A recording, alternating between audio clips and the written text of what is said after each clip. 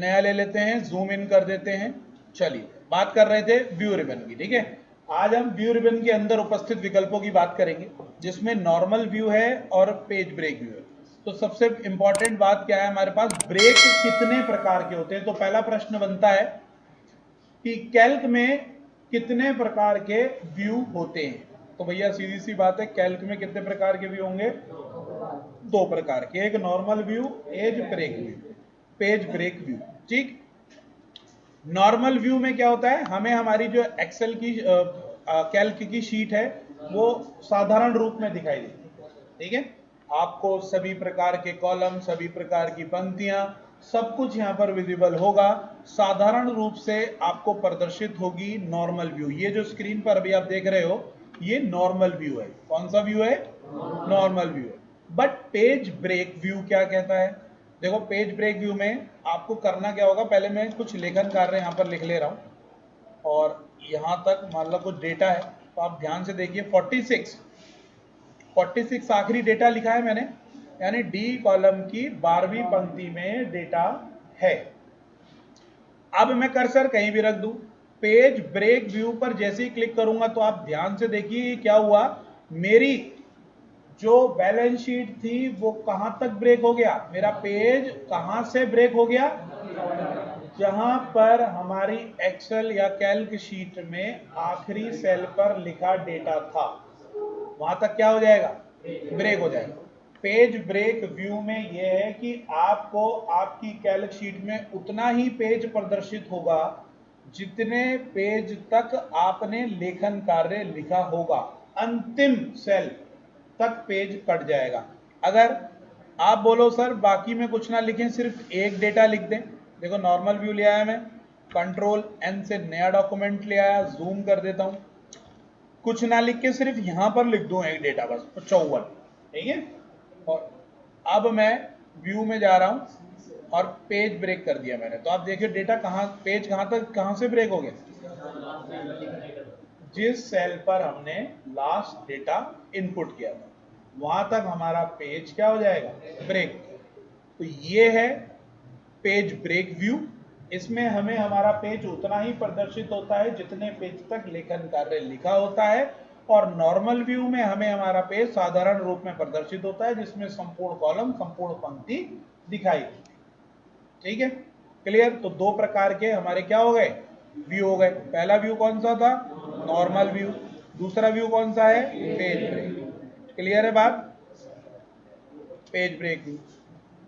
इसके बाद है हमारा, देखो भैया आगे ऑप्शंस हैं, जूम कर देता हूं, formula bar, status bar, view header, grid lines. तो इस पर सब पे टिक लगाएं, ठीक है। तो हम फिलहाल हैं कौन से मेन्यू में, व्यू। व्यू का मतलब क्या होता है, देखने दिखाने का, ठीक है, क्या चीज दिख रही है, क्या चीज नहीं दिख रही है। तो फॉर्मूला बार कहाँ होता है, शीट के ठीक ऊपर, यानी फॉर्मेटिंग टूल बार के ठीक नीचे, ये वाली जो पंक्ति आपको दिख रही है ये कहलाती है आपकी फॉर्मूला बार। तो व्यू ऑप्शन में जो फॉर्मूला बार विकल्प है उससे यह सुनिश्चित होता है कि क्या आप अपनी कैल्क की शीट में फॉर्मूला बार को देखना चाहते हो या नहीं। तो अगर हम व्यू पर जाके फॉर्मूला बार पर अनटिक कर देते हैं इसको, तो आप देख सकते हैं फॉर्मूला बार स्क्रीन से गायब हो। दोबारा मैं टिक करता हूं तो फॉर्मूला बार प्रदर्शित हो गया, ठीक। व्यू में जा रहा हूं, स्टेटस बार, स्टेटस बार कहां होता है, सॉफ्टवेयर की अंतिम पंक्ति होती है, ये वाली पंक्ति, इसे हटा देते हैं हम पॉइंट को। ये वाली पंक्ति जो आपको दिख रही है सबसे नीचे वाली, ये कौन सा है, जिसमें आपकी कितनी शीट है, कौन सी भाषा में काम हो रहा है, इधर जूम साइज क्या है। तो ये सारी चीजें यथास्थिति प्रकट कौन करता है, स्टेटस बार। आप चाहते हो स्टेटस बार को हाइड करना तो आप क्लिक कर दीजिए इस पर, तो देखिएगा नीचे से स्टेटस बार गायब हो गया। हो गया कि गायब हो गया ना। वापस लाना है, व्यू पर क्लिक किया, स्टेटस बार पर दोबारा टिक किया, स्टेटस बार वापस। तो क्या चीज आपको दिखनी चाहिए और क्या चीज नहीं दिखनी चाहिए, ये कहां से सेट होता है, व्यू से। अगला क्या है, व्यू हेडर्स। हेडर्स क्या होते हैं, हेडिंग्स। हेडिंग्स क्या है, जैसा कि आप लोगों को बताया था, कॉलम को रिप्रेजेंट करते हैं कौन, अल्फाबेट, और पंक्तियों को रिप्रेजेंट करती है कौन, नंबरिंग, ठीक है। तो वो उनकी हेडिंग्स हो गई कि नहीं हो गई। आप उन हेडिंग्स को स्क्रीन पर देखना चाहते हो या नहीं, उसके लिए ऑप्शन है। तो मैंने यहाँ पे क्लिक कर दिया व्यू हेडर्स, तो आप देख सकते हो हेडिंग गायब लेफ्ट से भी गायब हो गई, राइट ऊपर टॉप से भी गायब हो गई। दिख रही है क्या? अब आप कंफ्यूज हो सकते हैं, जैसे अब मैं पूछ लूं आपको कौन सी पंक्ति कौन सा कॉलम, तो यहाँ तो फिर भी बता दो कि थोड़ा आगे चला गया तो कहानी खराब हो जाएगी, यहाँ तो फिर भी कोने से जोड़ दोगे, लेकिन मैं आगे निकल गया तो नहीं जोड़ पाओगे कि पीछे से कितने कॉलम ये हैं। समझ में आ रही बात? तो हेडर्स का होना क्यों जरूरी है? हेडर्स को आपको उसकी लोकेशन पता करने में मदद करते हैं। ठीक है, अब आप कहोगे साहब हम नेम बॉक्स में देख के बता देंगे, C6 है, मैं अभी आपको पता है फॉर्मूला बार भी हाइड कर सकता हूँ। ठीक है, तो ये देखने दिखाने की बात है। तो व्यू हेडर्स पे क्लिक करूंगा तो हेडिंग्स हमारी वापस आ गई, ये आपको हेडिंग्स कहलाती हैं और ये हेडिंग्स कहलाती है। क्लियर? ठीक। अगला है ग्रिड लाइंस। तो आपको जैसे कि पता है जो कैल्क शीट बनाने में मदद करती है, मतलब आपको एक कैल्क शीट तभी तो लग रही है जब आपको इसमें रेखाएं दिख रही हैं, ऊर्ध्वाधर रेखाएं और क्षैतिज पंक्ति के रूप में। इनके गुणनफल से क्या उत्पन्न हो रहा है? कक्षा उत्पन्न हो रही। कक्षा बोले तो सेल, हिंदी में कक्षा बोलते हैं। ठीक है, सेल उत्पन्न हो रहे हैं। तो भैया ये जो रेखाएं हैं इन्हीं को ग्रिड लाइंस के नाम से जानते हैं। अगर आप अपनी एक्सेल की शीट में या कैल्क की शीट में, दोनों ही बातें सिमिलर हैं क्योंकि just like same as Excel, just like same as Calc, बस फर्क इतना एक लिब रेखा है और एक माइक्रोसॉफ्ट का। ठीक, तो ये जो रेखाएं हैं इनको आपको क्या करना है? हाइड करना। तो आप कहां जाएंगे? व्यू में जाएंगे, ग्रिड लाइंस पर मैंने क्लिक कर दिया तो आप ये देख सकते हैं। अब ये एक ब्लैंक पेज टाइप आपको नजर आ रहा है। अब मैं आपसे बोलूं कौन सा सेल है ये वाला। अगर एड्रेस नहीं दिख रहा होता और आपके ये हेडिंग्स नहीं दिख रहे होते तो जीवन में नहीं बता पाओगे, क्योंकि ब्लैंक दिख रहा है, आपको यही नहीं पता चल रहा है ये सेल भी है या नहीं। क्यों? वो तो आपको एक सेल का जो इंडिकेशन मार्क है, एक्टिव सेल की जो पोजीशनर है उसकी वजह से पता चल रहा है कि आप किस सेल पर हैं। तो ग्रिड लाइंस क्या होता है? कई बार प्रश्न पूछ लिया जाता है, कैल्क शीट पर जो ऊर्ध्वाधर और क्षैतिज पंक्तियां होती हैं उन्हें क्या बोलते हैं? ग्रिड लाइंस बोलते हैं। उनको वापस लाने के लिए वापस मैं व्यू ग्रिड लाइंस पे क्लिक करता हूं तो ग्रिड लाइंस आपकी क्या हो गई? वापस आ गई। ठीक है भैया, इतनी बात समझ में आ गई। उसके बाद देखो ये ऑप्शन है कंट्रोल के साथ, आइफन बोलते हैं इसको, इसके और भी नाम है, शो फॉर्मूला। फॉर्मूला शो करने के लिए, ये आपको पता है, ये एस्केप बटन के नीचे या एस्केप बटन के बाजू में होता है। कीबोर्ड में बाजू में होगा, नीचे होगा, और दूसरे कीबोर्ड में। इसकी लोकेशन आपको ध्यान में रखनी है कहाँ होता है। अगर हम कंट्रोल बटन के साथ इसे प्रेस करें तो आप कैल्क शीट में जहां पर भी फॉर्मूले का प्रयोग करेंगे आपको वो फॉर्मूला शो हो जाएगा।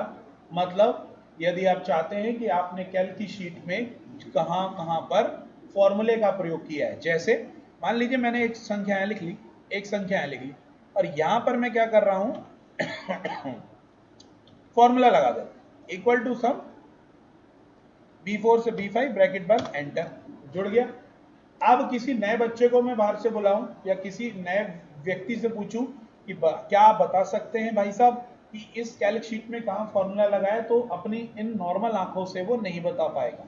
अगर वो ट्रिकी होगा तो 1 सेकंड में दबाएगा कंट्रोल प्लस हाइफन, तो आप देखेंगे वो सीधे ही उसको शो कर देगा फॉर्मूले को। एक सिंगल क्लिक में आप किस तरीके से फॉर्मूले को बता सकते हैं?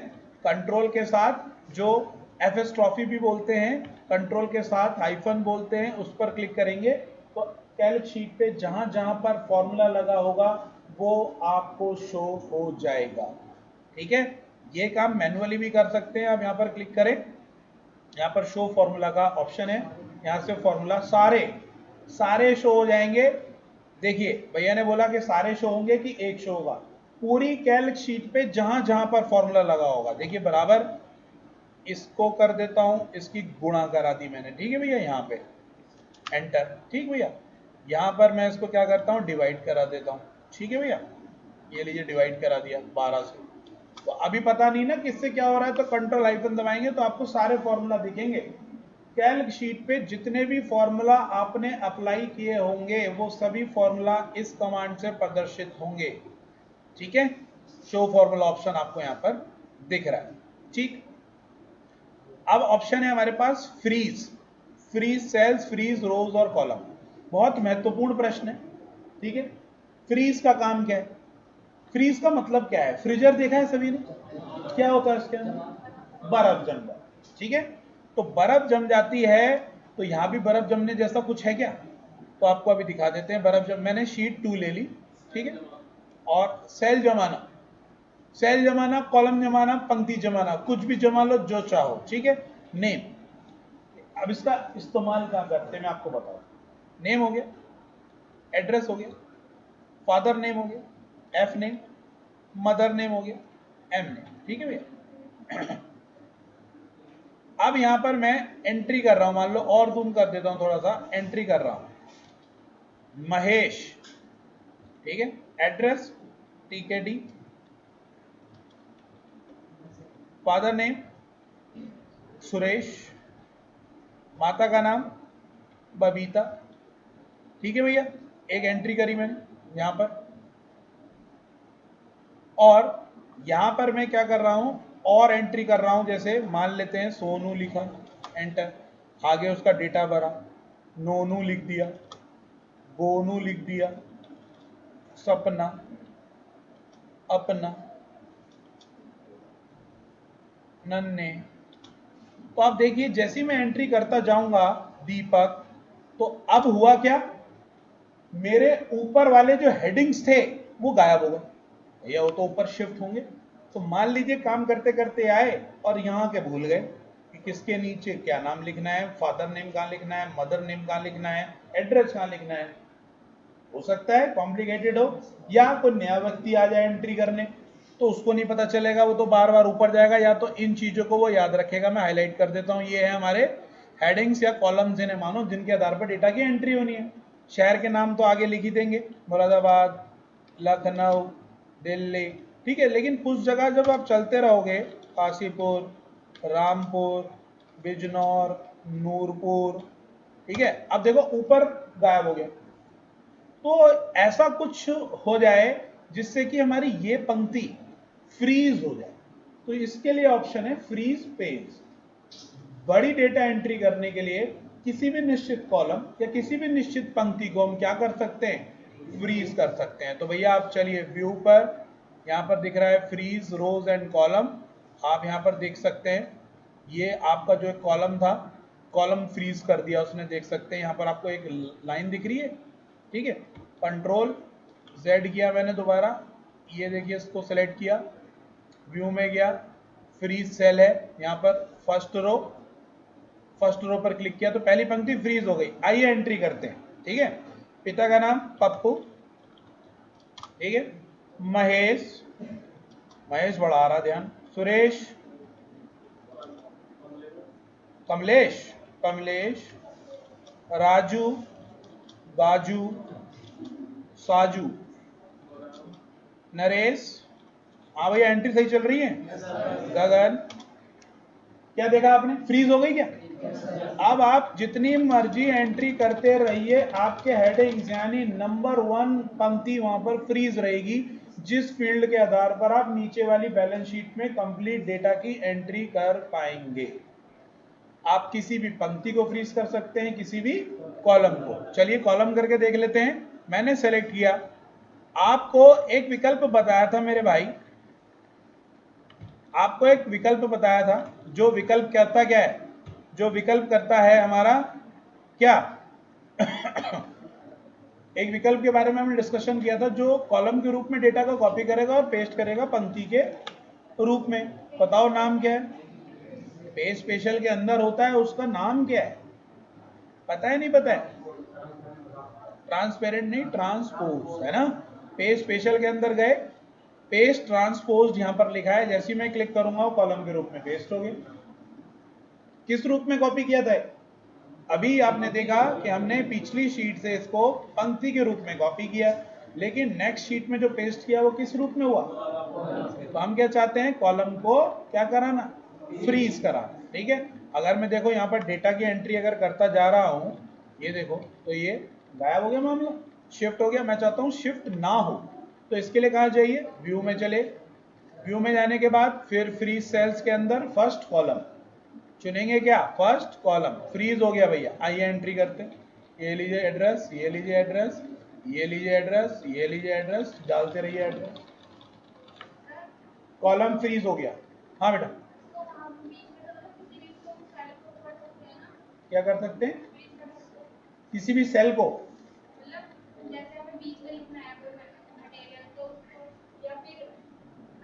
जरूरी नहीं है ना, ऊपर या साइड में करें तो नहीं नहीं नहीं, ऊपर या साइड में, ये जरूरी है। आपका प्रश्न था कि क्या किसी सेल को फ्रीज कर सकते हैं? एक निश्चित सेल फ्रीज नहीं होगा, या तो कॉलम फ्रीज होगा या तो पंक्ति फ्रीज होगी। क्यों? मैं आपको यहां पर दिखा देता हूं जूम इन करके। अगर हम जा रहे हैं ना फ्रीज सेल्स के अंदर, तो यहां पर फ्रीज सेल्स का ऑप्शन ही नहीं है, सिर्फ दो ही ऑप्शन है आपको, या तो पंक्ति या तो कॉलम। नहीं, मेरी कहने में जैसे बीच में हम कोई वो पे लिख रहे हैं कुछ मटेरियल, तो बीच में कर सकते हैं। आप कह रही हो कि अच्छा ये बोल रही हैं कि अगर यहां वाली पंक्ति फ्रीज हो जाए, मतलब डेटा लिख रहे हैं बीच में कोई हेडिंग, हाँ आपने डेटा लिखी है बीच में, उसको सेलेक्ट करिए, वो रीफ्रो हो जाएगी। समझ रहे? ठीक है, बैठो, दिखाएंगे अभी प्रैक्टिकल्स आगे और भी होंगे। कंट्रोल मतलब कोई भी निश्चित पंक्ति और कोई भी निश्चित कॉलम आप फ्रीज करा सकते। ठीक हो गया? साइड बार दो पंक्ति फ्रीज हो सकते हैं, दो कॉलम? नहीं नहीं नहीं, एक ही कॉलम, क्योंकि हमारे फील्ड जो होते हैं वो एक ही डेटा एक ही कॉलम में होते हैं या फिर एक ही पंक्ति में, है ना? तो आप एक कॉलम फ्रीज कर सकते हो। ठीक है, चलो हमने इनको राइटर में भी पढ़ा है। साइड बार शॉर्टकट कमांड भी आपको पता है। स्टाइल, नेविगेशन मैं आपको एक बार क्लियर कर देता हूं। डेटा सोर्स में भी बात करेंगे और फुल स्क्रीन। ठीक है, तो साइड बार कहां खुलता है? स्क्रीन के राइट साइड में। साइड बार मतलब साइड में, स्क्रीन के right hand side. Shortcut command control plus F5। जैसे ही मैंने कंट्रोल प्लस F5 दबाया या व्यू पर साइड बार पर क्लिक किया, तो आप देखोगे साइड बार आपको यहां पर साइड में शो होने लगेगा। ठीक है, साइड बार के अंदर मैं साइड बार को बड़ा कर लेता हूं थोड़ा सा। देखिए साइड बार के अंदर अलग अलग ऑप्शन है जो आपको यहां भी दिखेंगे। नेविगेशन की शॉर्टकट कमांड है F5, स्टाइल की F11, gallery, function list, data source, ये आपको यहां पर दिख रहे हैं सारे। ठीक है, अब देखिए भैया काम क्या क्या है इनके। तो भैया यहां सबसे पहले है आपके पास जो है स्टाइल। स्टाइल से क्या होगा? आप किसी भी लेखन कार्य की रूपरेखा में परिवर्तन कर पाएंगे। मैं चाहता हूं ये कलर चेंज हो जाए, इसका बोल्ड हो जाए, इटैलिक हो जाए, अंडरलाइन हो जाए। कलर ऑप्शन है हमारे पास, यहां पर कलर चेंज हो जाए, रेड कलर हो जाए इसका, या ग्रीन कलर हो जाए। ठीक है, कंट्रोल N दबाया मैंने, जूम कर लेते हैं एक शीट, यहां पर कुछ डेटा लिख लेते हैं। डेटा लिखा, कमांड दबाइए control plus F5, navigation open हुआ, नहीं तो साइड बार पर जाके कंट्रोल F5 सर आप इसको राइट हैंड साइड पर ले आइए। यहां पर स्टाइल है, स्टाइल की मदद से आप विभिन्न प्रकार के स्टाइल दे सकते हैं अपने किसी भी लेखन कार्य में। दिखा देता हूं मैं, रेड नहीं हो रहा था अभी पीछे, कभी ये सॉफ्टवेयर कर देता है, तो भैया जब भी ऐसा करे तो उसे रीस्टार्ट कर लेना। जैसे तुमने अभी देखा कि कलर चेंज नहीं कर रहा था अभी, तो अब आप यहां से कलर ऑप्शन चेंज कर सकते हो। मतलब कुल मिला के लेखन कार्य की रूपरेखा में परिवर्तन कर सकते हो। यहां से साइज वगैरह बढ़ा सकते हो। ठीक है, स्टाइल का काम ये होता है कि आप अपने डॉक्यूमेंट में लेखन कार्य की रूपरेखा में परिवर्तन कर सकते हैं। स्टाइल में क्या है? स्टाइल में आपने पढ़ा था राइटर में भी कि आप अपने डॉक्यूमेंट में उपस्थित जो डेटा है उसे अलग अलग तरीके के स्टाइल दे सकते हैं। जैसे हेडिंग स्टाइल, हेडिंग स्टाइल देना क्यों जरूरी होता है? क्योंकि आगे कई ऑप्शंस होते हैं जिनमें हमें हेडिंग्स की आवश्यकता होती है। तो मैं अगर इसे चाहता हूं अज्जू टैग को कि हेडिंग स्टाइल में कन्वर्ट हो जाए, तो मैं हेडिंग 1 स्टाइल पर इसे क्लिक करूंगा। इस समय ये हेडिंग 1 स्टाइल में चेंज हो चुका है। हेडिंग 2 स्टाइल में, तो हेडिंग 2 स्टाइल में कन्वर्ट हो जाएगा। तो हमारे पास यहाँ पर विभिन्न प्रकार के स्टाइल है जो अलग अलग तरीके के कार्य करने में हमारी मदद करते हैं। स्टाइल प्रॉपर्टीज की शॉर्टकट कमांड होती है, जिसे हमने बोलते हैं प्रॉपर्टी, जो हमने पहले पढ़ा था जिससे रूपरेखा चेंज हुई थी। इसी की शॉर्टकट कमांड है कंट्रोल अल्ट प्लस 1। स्टाइल की है कंट्रोल अल्ट प्लस 2। उसके बाद गैलरी है कंट्रोल अल्ट प्लस 3। गैलरी में क्या होगा? गैलरी में विभिन्न प्रकार के आपके जो ऑप्शंस हैं वो फ्लो चार्ट संबंधित, डायग्राम संबंधित, एरो संबंधित, बहुत सारे अलग अलग प्रकार के छोटे छोटे ऑब्जेक्ट, बहुत छोटी छोटी आकृतियां, जो भी आपको इमेज या आइकन चाहिए उन आइकन को आप क्या कर सकते हो? इंसर्ट कर सकते हो एक सिंगल क्लिक में। देखिए भैया मैं इंसर्ट करके दिखाता हूं। एक एरो आपको, मान लीजिए ये एरो है, इस एरो को इंसर्ट करना है तो आप इसे पकड़ के इस तरीके से ड्रैग भी कर सकते हैं। ये देखिए यहां से पकड़ा मैंने, इस तरीके से ड्रैग कर दिया, अब ये अंदर आपको मिलेगा, ये रहा, दिखा देता हूं जूम आउट करके। तो ये आप किसी भी एरो का इस्तेमाल कर सकते हो। डायग्राम ऑप्शन है, आप इस तरीके का डायग्राम इंसर्ट करना चाहते हो तो मैं यहां पर जाता हूं, इस पर क्लिक करता हूं, इसको इस पकड़ के यहां ड्रैग कर देता हूं, तो देखिए भैया, ठीक है। तो जो भी आपको यहां से बहुत सारे हैं, फ्लो चार्ट है, फ्लो चार्ट अभी आप आगे सीखोगे। ये देखिए भैया, इस तरीके का बॉक्स है, इसको इंसर्ट करना है तो इंसर्ट हो गया, इसको बड़ा छोटा करना है ऐसे बड़ा कर सकते हैं। तो कुछ भी शेप आकृति वगैरह लेनी है तो there are various kinds of shapes, icon, flow charts. तो कुछ भी बुलेट्स हैं, बुलेट्स को इंसर्ट कर सकते हो, इस तरीके से बुलेट इंसर्ट हो गए। तो आप अपने किसी भी तरीके का कोई भी चार्ट, फ्लो चार्ट या कोई भी आइकन वगैरह इंसर्ट कर सकते हो। नेविगेशन का काम क्या है? नेविगेशन का मतलब होता है, नेविगेशन की शॉर्टकट कमांड क्या होती है? नेविगेशन की शॉर्टकट कमांड है Ctrl+Alt+4। नेविगेशन का मतलब होता है पहुंचना। जैसे एक बात बताओ, आपको कहीं दिल्ली जाना है या काशीपुर जाना है, आपको रास्ता नहीं पता, तो गूगल मैप पे नेविगेशन लगाकर आप किसी निश्चित जगह पर पहुंच सकते हो, नहीं पहुंच सकते? पहुंच जाते हो ना। तो भैया उसी प्रकार से अब वो जो मान लीजिए दिल्ली जाना है, तो दिल्ली जाने के लिए गूगल मैप्स का इस्तेमाल किया, ठीक। तो गूगल मैप्स का जो हमने सुविधा अपनाई, तो क्या गूगल मैप्स हमें दिल्ली पहुंचा रहा है? तो दिल्ली इस दुनिया के अंदर है कि नहीं है? और दुनिया के अंदर क्या है? इंडिया। इंडिया के अंदर क्या है? दिल्ली, सही है। तो पूरे गूगल मैप्स के अंदर कौन सा डेटा है? पूरे वर्ल्ड का मैप है ना, पूरे वर्ल्ड का नक्शा है, पूरे वर्ल्ड की गलियां हैं। तो वो हमें भारत में ही नहीं, दुनिया की किसी भी जगह पर डायरेक्ट एक्सेस करा देगा with the help of navigation. लेकिन शर्त क्या है? दिल्ली होना ही चाहिए, उस नेविगेशन के डेटाबेस में दिल्ली होना चाहिए, तभी तो पहुंचाएगा। अब मैं आपसे कहूं कि भैया गूगल मंगल ग्रह पे जाने का रास्ता, तो पहुंचा देगा? नहीं ना, क्योंकि गूगल के पास मंगल ग्रह पे जाने का रास्ता नहीं है। वो सजेशन जरूर दे देगा आपको कि जाके आपको चंद्रयान 3 में बैठना है, या चांद पर जाना है तो चंद्रयान 3 में बैठना है, या मंगल ग्रह पर जो भी रॉकेट का नाम है, ठीक है। तो मतलब आप समझ रहे हैं?